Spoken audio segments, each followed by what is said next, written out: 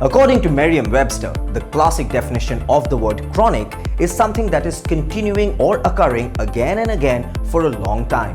In medical terms too, the word chronic is related to diseases. A disease which is prolonged for more than 3 months and is deteriorating is termed chronic. Here the words prolonged and deteriorating are to be watched out for. Considering this, chronic can be associated with a habit that you have been mindlessly scrolling through your social media for hours at a stretch. If yes, then the next question arises whether this habit has been carrying on for a long time. If yes, then the instant next question should be whether or not you feel helpless in controlling your scrolling online. If the answer that you get to this question is also a yes, that you do indeed feel helpless, particularly when the internet is down, then your habit of being online has turned chronic. Are you chronically online? What to do if you are? What it means.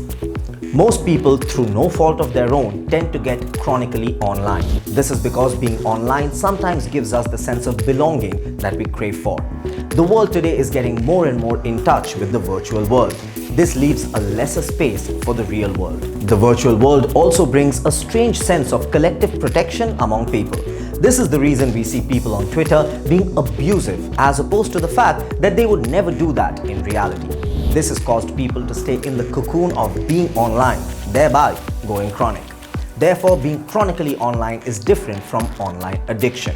Chronically online people can be best described as those who spend so much time online, it skews with their sense of reality.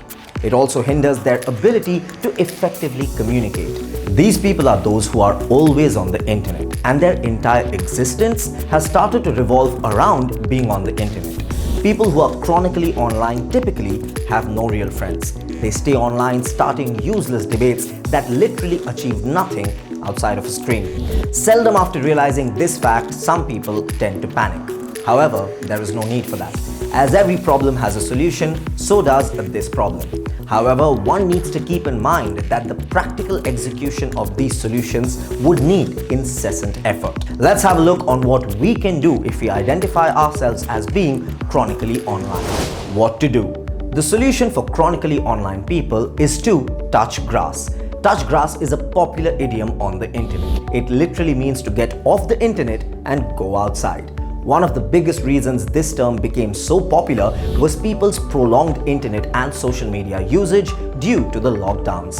Since people couldn't as easily access the outdoors, many spent days glued to a computer screen. This eventually led to touch grass becoming a popular comeback on Twitter, with users from various communities adopting the phrase.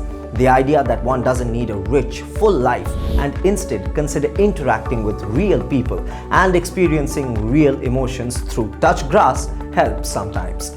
The internet over the years has made people a bit ruthless. Pointing out a problematic behavior and creating endless debates is in itself problematic. There is no real experience. This is the reason that being chronically online is termed as one of the greatest ironies in modern times. We need to understand this fact, laugh it off, and move on. As we told you, touch grass.